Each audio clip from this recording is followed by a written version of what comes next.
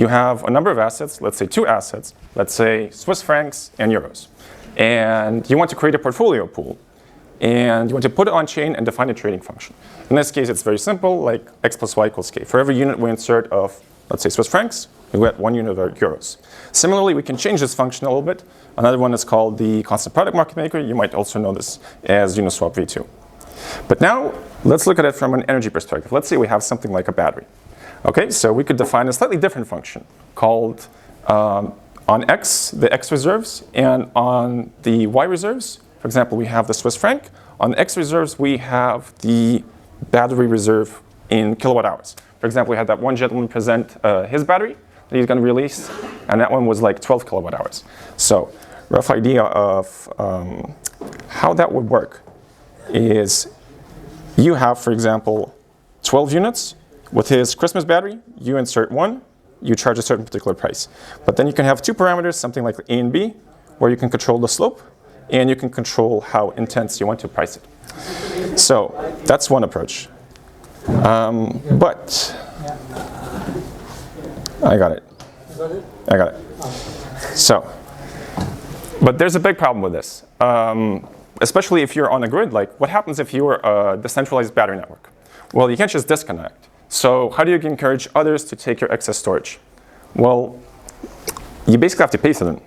This is a case of negative prices. And on the left-hand side right here, you have US electricity prices for the past 2 decades. And as you can see, for the past decade, we had more and more huge shocks in the negative direction. This is in symmetric log-log. So this right here is COVID. So how do you, so for example, why do negative prices occur? They largely occur in the energy sector because energy is both creative and destructive. And when it is destructive, it can crash the grid. Onions can rot, and oil, because oil too has a holding cost, so it can go negative in price. So what do you do about that? You have to change the invariant a little bit. And in this case, the invariant is actually very simple. It's just a circle.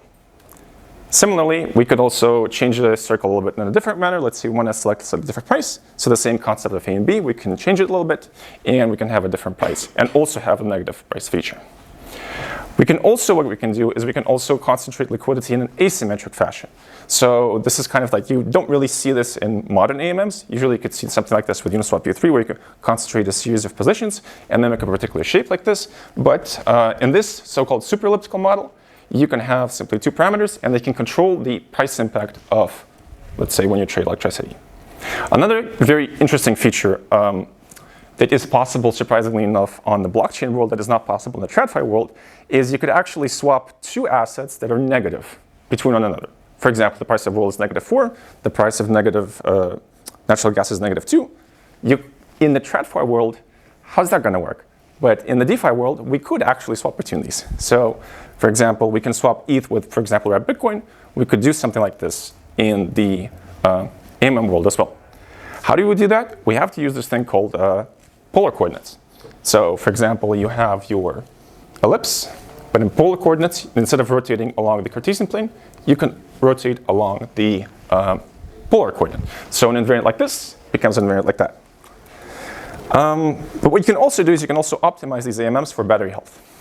Here we have actually 3 constant sign market makers for the sake of simplicity. Usually you have a battery and it says, oh, please, stay healthy. So at 80%, it's going to not charge all the way to 100%. And sometimes at 20%, it's going to go into low power mode. So you want to keep the ions healthy, and you want to keep it in a particular range. So how could you do this in polar coordinates? Well, you could take a regular circle, and you could add a sinusoidal wave to that in polar coordinates. And that is pretty much it.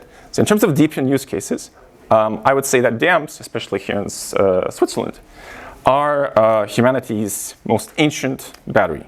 So what they allow you to do is basically store energy. And I think a really fascinating point that I wanted to make is what you could do is you could use GIS data from, I don't know if such a DePIN protocol exists, but you could actually calculate how deep this lake is. This is actually somewhere where we had the Switzerland event, and I found this giant artificial reservoir. And technically from satellite data, you could actually track how much water is filled in here, and so you could tokenize that quantity, and then you could trade it. So yeah, that's it. And there's also non-DePIN use cases. You might have seen this with orbital AMM, what you can do is you can extend it in multiple dimensions. So in this case, it's just x and y, but it can be z or whatever other dimension. And you can put in as many stablecoins, but you can also do the same thing for batteries. That is it. Thank you.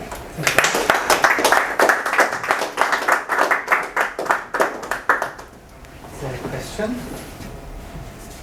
Otherwise, like I didn't get the argument. Like, I mean, I think probably it's not done, but like, why can two negative quantities not be traded in the traditional world? Well, you would have to. Well, somebody would have to pay you. I mean, you can. It's just easier to swap between them because we have this ability to swap between, like Ethereum and wrap Bitcoin for sake of simplicity. Because like I know that prices are negative sometimes in the energy markets. Yes. And then you pay the other one basically for taking your energy. Mm-hmm. So is this happening, or like so? I would, like, yeah, it would be like two transactions. I'm saying it can be just one. Okay. Yeah. Okay. I have two questions. One is more like economic, the other is more technical. So first of all, why would you, like, isn't there a scenario where someone who is trading negatively priced asset would exploit this AMM by simply just dumping all that? So it is precisely because so one way of looking at an AMM where the price floor is, another way of looking at, let's say, pretty much any AMM that does not have a negative price feature is that it's actually like a price floor, just like your price floor is zero. Right. And so, for example, when oil took place and it went negative during COVID, let's say you could have at that time created or minted a token of oil. Well, then you could have just gone to the LP on a UniV2 pool and just dumped it on them, because then the lowest price would be 0.00 something. And so you must have this ability in both the TradFi and the DeFi world to go both ways. Otherwise, you're creating a floor.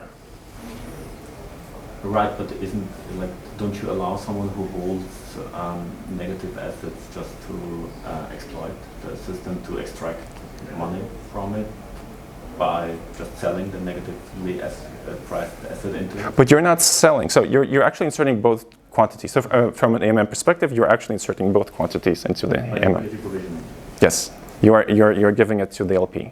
Right, and then, like the trader, like why would they want a negative asset? Well, because, I don't know. Maybe they could have it or they could not have it. It's still their choice. It's basically a price floor. You're creating a price floor. Imagine the price floor is like $1. Like imagine like what would happen if it went below $1. Like you should still be able to trade it below $1. Right. Okay, I see what you're saying. So the follow-up question now is like. Isn't there a way to synthesize this by a traditional AMM with debt tokens instead of? Yeah, I mean, I selected one particular version of it, but yeah, you could experiment in the space, I would say. Okay. Thank you very much. One round of applause.